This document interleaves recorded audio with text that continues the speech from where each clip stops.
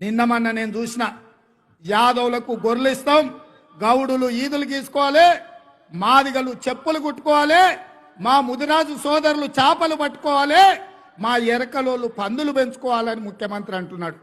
నేను అడగదలుచుకుని వేరేది నుంచి శ్రీమతి సోనియా గాంధీ గారు 60 ఏండ్ల సుదీర్ఘమైన పోరాటాన్ని 1569 మంది విద్యార్థుల ఆత్మ బలిదానాలను దృష్టిలో పెట్టుకొని ఈ 60 ఏళ్ల ఆకాంక్ష నెరవేర్చి తెలంగాణ రాష్ట్రం ఇస్తే ఇవాళ యాదవులు గొర్రెలు పెంచుకోవడానిక, ముదిరాజులు చేపలు పట్టడానిక, గౌడన్నలు కళ్ళు తీసుకోవడానిక, మా బోయలు అనాథలయ్యి ఉద్యోగ ఉపాధి లేక వలసలు పోవడానిక?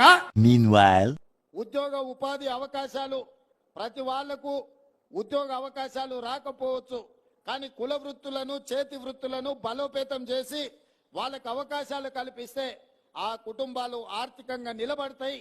ఆ కుటుంబాలు ఆర్థికంగా నిలబడితే వాళ్ళ పిల్లలను చదివించుకోవడానికి అవకాశం ఉంటుంది. కొంచెమన్నా సిగ్గుండాలనే తెలంగాణ సమాజం ఏమనుకుంటుందని ఇంత సిగ్గుసేరని తప్పిపోతారా 10 నెలలకే?